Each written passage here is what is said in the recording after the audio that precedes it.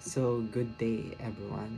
Today I will be discussing the gear cutting processes.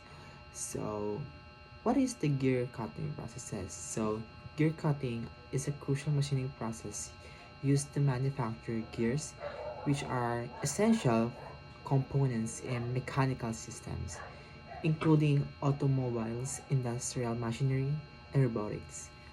Various gear cutting techniques exist, each suited for different applications and material types. So, the most common processes include hubbing, broaching, milling, grinding, and skiving. Gear cutting can either follow or replace forming methods such as forging, extruding, investment casting, and or sand casting. So there are the types of gear cutting processes. First, we have the hubbing. Hubbing is a widely used method for producing gears with a higher precision and efficiency.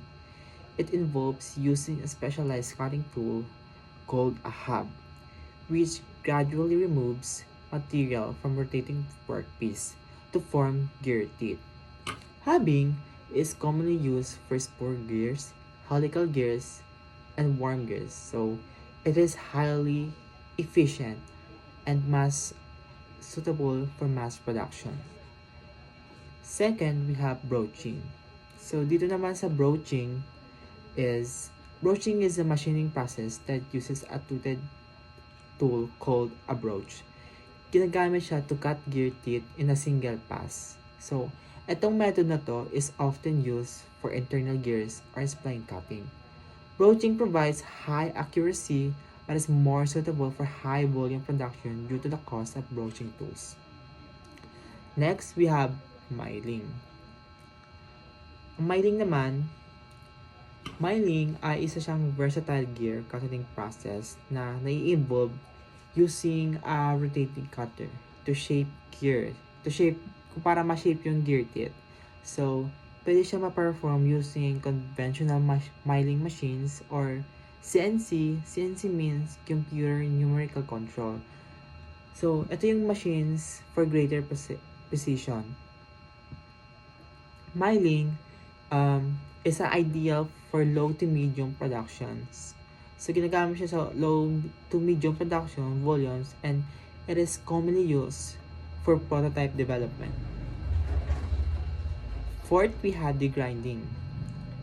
So, ang grinding naman is para sa yung for finishing processes. So, ginagamit siya to achieve high surface quality and precise gear tooth.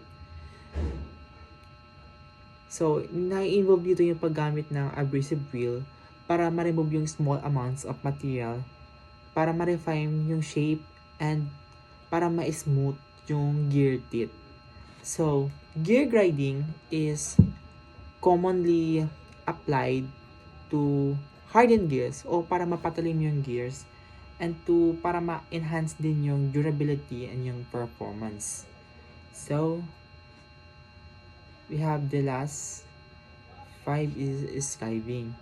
Yung skiving naman is ginagamit siya in high speed cutting processes. So, kino-combine siya ng two elements.